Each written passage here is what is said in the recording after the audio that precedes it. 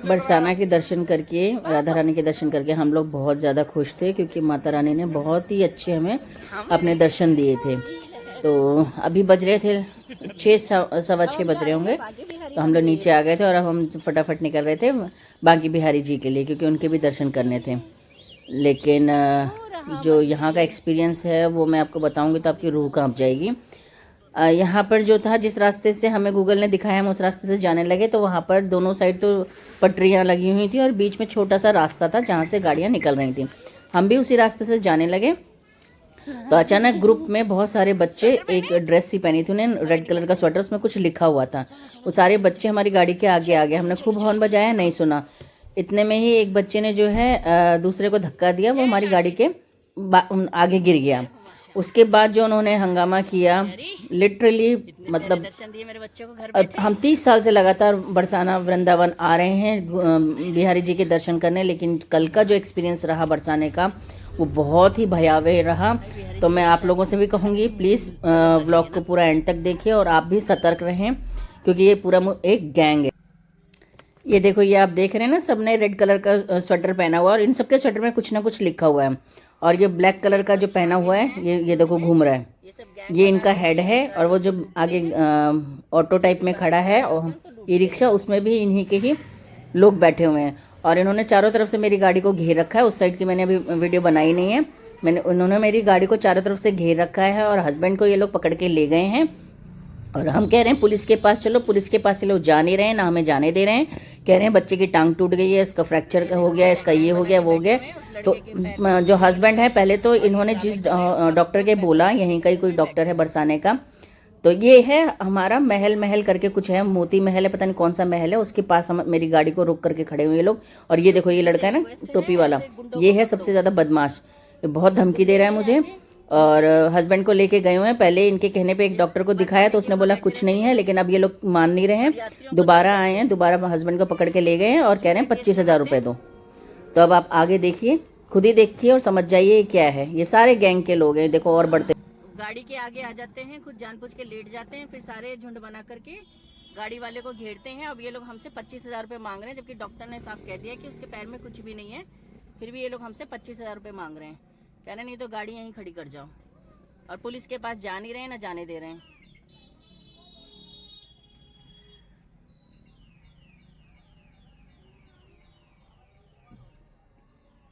ये सब एक गैंग है।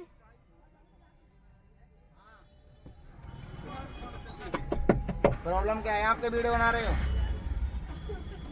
ये वीडियो रखी रह जाएंगी। भैया कुछ नहीं कर रही, मैं अपना काम कर रही हूँ। एक्सीडेंट करके जो आप वीडियो रखी रह जाएंगी। नहीं, एक्सीडेंट करके नहीं भाग रहे हैं। डॉक्टर ने बोल दिया उसको कुछ नहीं है, फिर भी आप लोग हमें तंग कर रहे हैं।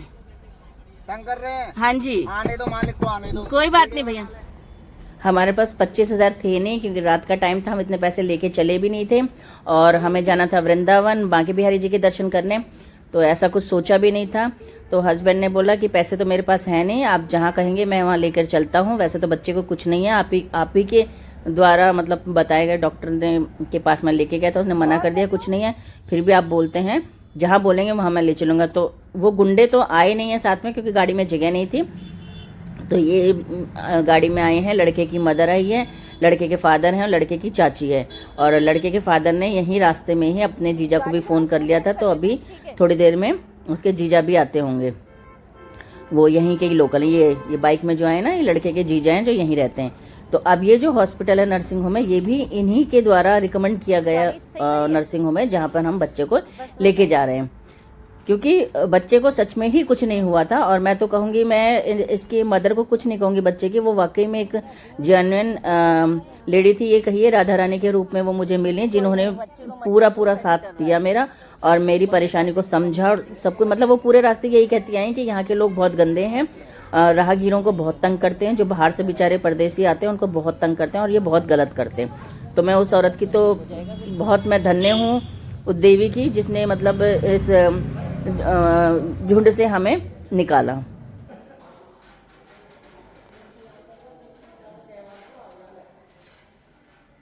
ये जो नर्सिंग होम है, इसका नाम तो मुझे अभी ध्यान नहीं आ रहा, लेकिन ये जो नर्सिंग होम है छाता के मेन रोड पे, हाईवे के पास ही है ये नर्सिंग होम, जहाँ पे इस बच्चे का एक्सरे वगैरह होगा। तो इस टाइम मतलब ये सब कुछ प्रोसेसिंग में हमें काफ़ी टाइम हो गया था। हम मेरे ख्याल से 9 साढ़े 9 यहीं हमें बच गए थे, और ना तो मतलब समझ में आ रहा था कि हम दिल्ली वापस जाएं, क्योंकि बाबा के दर्शन नहीं करे थे तो मन मान नहीं रहा था दिल्ली वापस जाने का। अब देखो क्या होता है, पहले एक बार इस बच्चे की रिपोर्ट आ जाए अच्छे से, फिर अपना प्लान बनाते हैं कि हमने क्या करना है आगे। मुझे नहीं पता, मैं रोक लिया मुझे सबने वहाँ पे ना, कह रहे तुम्हें गाड़ी से निकलने ही नहीं देंगे। मैंने कहा मैं कहाँ भागूंगी भैया, दिल्ली की रहने वाली। ठीक है, बाजार में वही बात कोई बात ना दीदी, तो कैसे में बच्चों के रह रहे हैं, मैं कुर्सी लाई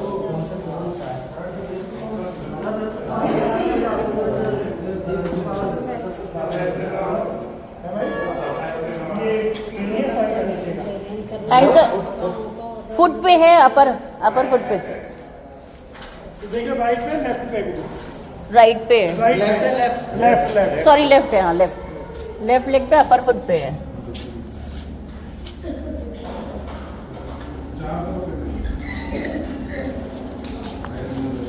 रिपोर्ट अभी आ जाएगी ना? हाँ हाथ क्या ठीक है। डॉक्टर मैं पेटीएम कर देता हूँ, नहीं है तो पर्ची दे दो भाई।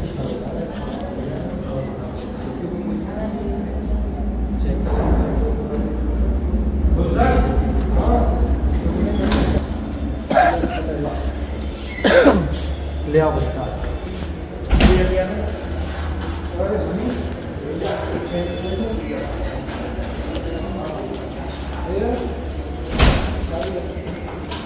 आ जाओ।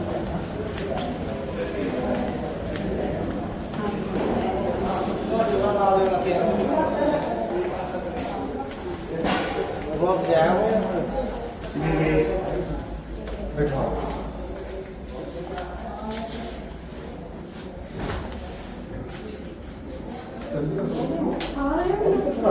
ऐसे घूम जाओ, भैया सिर दर्द नहीं था। डर ज्यादा रहा।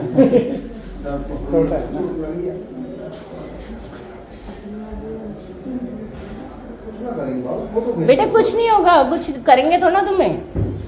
हाथ ना लगाएंगे, आराम से बैठ जा, लौट जा, अब मम्मी तो बिल्कुल भी नहीं कहेगी कुछ। लौट जा, कुछ ना पैर मोड़ ले ऐसे, ये पैर दूर कर।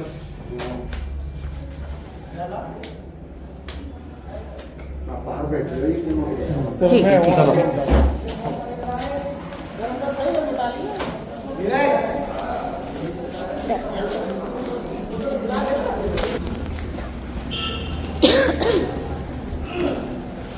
अब मैं आपको आपके घर पे छोड़ के फिर वहाँ से निकलूंगा, ठीक है? आपको आपके घर पे छोड़ देते हैं। आप लोग यहीं तो नहीं रहना, इनके आपके रिश्तेदार नहीं लेते, यहाँ तो नहीं रहना, नहीं जाना ना उधर ही जहाँ से बनाए। हाँ, यहाँ भटकना पड़ेगा, फिर यहाँ भागना।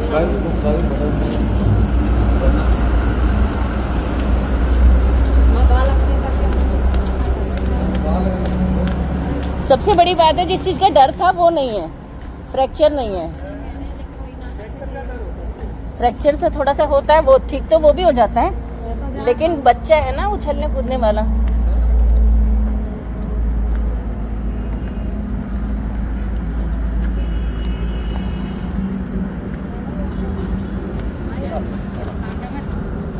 ठाकुर जी ने जाके हमारे मिलाए हो, दीदी नंबर दे देंगे।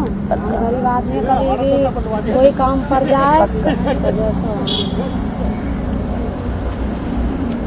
तो गरीब आदमी की सुनाई ना करे। गरीब कोई भी नहीं होता। देखो ठाकुर जी की नगरी में कोई गरीब नहीं है, जो रोटी खा रहा है ना, कोई भी गरीब नहीं है। मेरे हिसाब से गरीब कोई भी नहीं है। बड़े हॉस्पिटल पहुंच जाए तो छोटे मोटे लोगों की ना करे। नहीं, सब हो जाता है जब ठाकुर जी।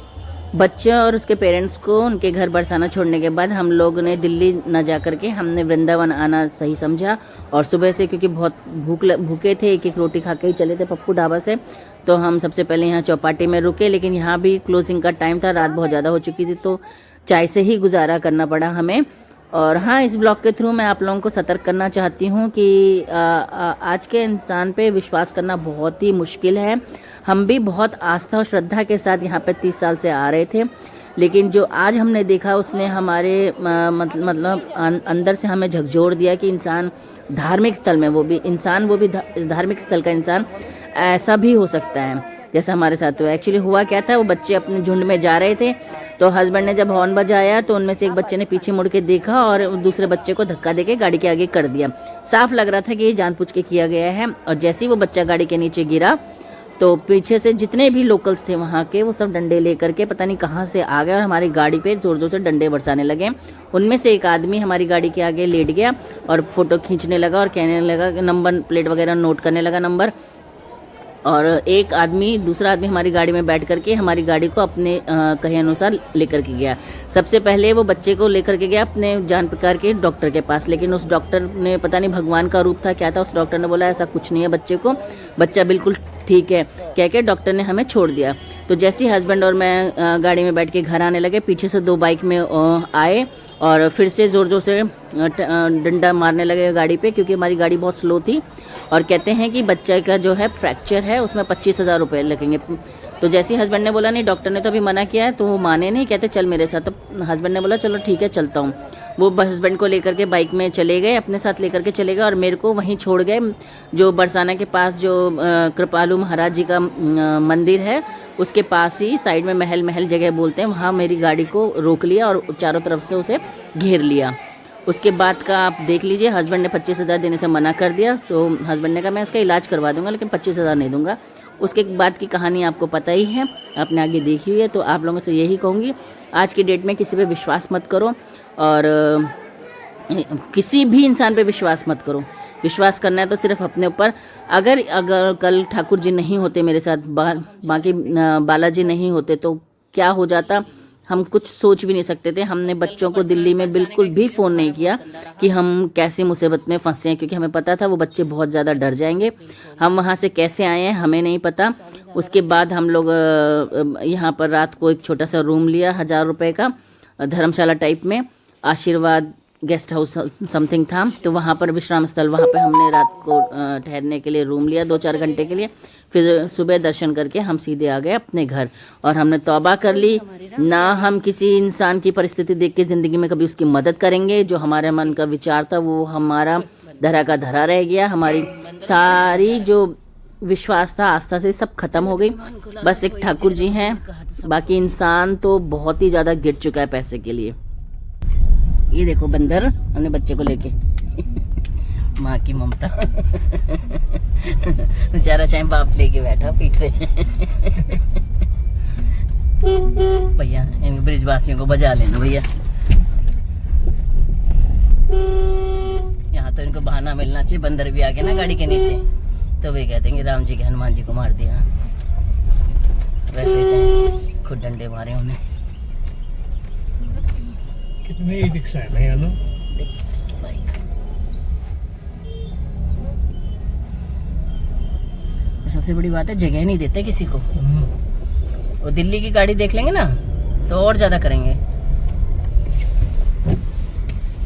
एक पाइपर खराब बता रहा था सर, अच्छे से पानी डाल के थोड़ा सा। रास्ता भटक गए हम लोग, बैक ले रहे हैं अब यहाँ से हाईवे से।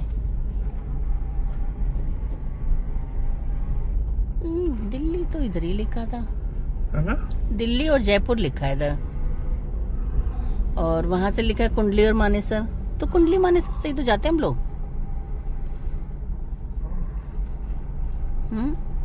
किसी से पूछ लो, मैं भटक गया। पीछे वाला खोल देते हो शीशा। ये हाथ पे यही आता था पहले। किसे पूछो, वो आ रहा भाई, मुझसे पूछो, पूरा वो बता रहा। भगवान, मरे हुए को क्यों मारने के लिए ले जा रहा है एम्बुलेंस वाला इतनी तेजी से?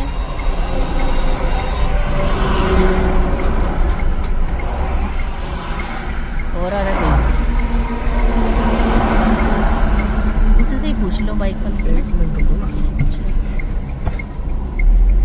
ये हाईवे है, पता है मुझे। भैया दिल्ली जाना है। बॉस ये दिल्ली के लिए कौन सा निकलेगा? और उसके लिए लग गया। और लोग भी लग जाएगा। आप इतने पीछे वाला शीशा बंद कर दो। नहीं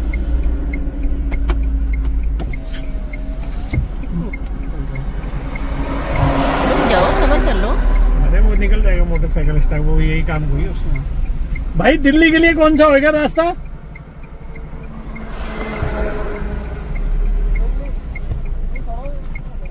दिल्ली इधर दिखा रहा है गुड्डू, नीचे। वो कह रहा है इधर से भी चले जाओ, इधर से भी चले जाओ, सब पूछो ढंग से। रुक जाओ कह रहा हूँ। पूछता हूँ कुछ कह रहा है। तो ना भाई हम सुबह आए थे, भूल गए रास्ता।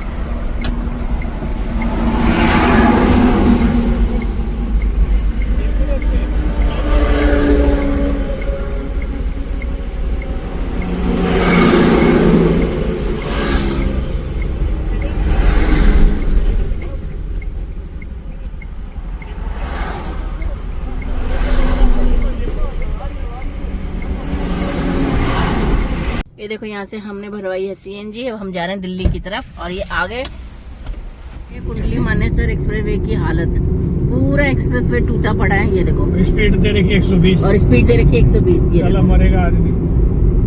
अब ये किसकी जिम्मेवारी है? गडकरी की है, योगी आदित्यनाथ की है, मोदी की है, किसकी है? गडकरी जी की, महाराज जी की। जो कहते हैं ना, जिसने भी बेईमानी करी तो उसको यहीं पर ही रोलर लेके गाड़ दूंगा। पूरे गड्ढे से भरा पड़ा है एक्सप्रेसवे। देखो ये बड़े बड़े गड्ढों से। ये है कुंडली मानेसर एक्सप्रेसवे। हम लोग जा रहे हैं बांके बिहारी मंदिर से अपने दिल्ली की तरफ। ये देखो एक्सप्रेसवे की हालत। सारे नेता डायलॉग तो इतने बड़े बड़े मार देते हैं, जबकि एक्सप्रेसवे बिल्कुल प्लेन होता है। जनता के पैसे का क्या दुरुपयोग कर रहे हैं लोग। चलती है गाड़ी स्पीड, मतलब इंसान की जिंदगी का इनके लिए कोई मोल ही नहीं है। खुद तो एरोप्लेन में, हेलीकॉप्टर में घूमते हैं, पर्सनल जेट में घूमते हैं। सड़कों से इनका कोई लेना देना होता ही नहीं है। शर्मा जी आप ना सच में मेरे साथ जाने लायक ना, इतनी अबड़ तबड़। ये लो जी, हमने रास्ते से हाईवे से खा रहे हैं। बेवकूफ को निभा सकता आदमी। हाईवे से हमने अमरूद खरीदे, वो खा रहे हैं। स्वाद है।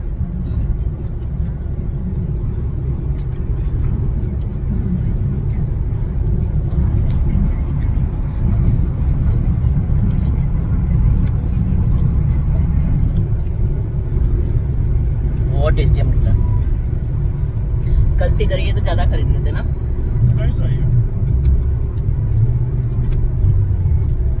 2 पीस खरीदे, दोनों ही हम खा जाएंगे। अच्छा हुआ हमने स्वेटर से उतार दिए, गर्मी हो रही है ना। मुझे तो इसी सूट में ही गर्मी लग रही है। हम लोग आ गए द्वारका फ्लाईओवर पे और अभी बज रहे हैं 2:31। 2:30 बज गए। मौसम बहुत खतरनाक हो रहा है, ऐसा लग रहा है ठंड, मतलब शाम हो गई। और हम लोग तेरे नींद खुलते तो यही ध्यान आता है। बहुत ज्यादा थक चुके हैं भाई। ये क्या की थकी पूछना जरा एक बार इससे। बरसाने का एक्सपीरियंस अच्छा नहीं रहा। बताएंगे पूरे तीनों पार्ट देखना ब्लॉग के, उसमें बताऊंगी क्या एक्सपीरियंस रहा। आप लोग भी कभी बरसाना जाओ या ऐसे तीर्थ स्थान पे जाओ, थोड़ा सतर्क रहना, थोड़ा नहीं बहुत ज्यादा सतर्क रहना। बस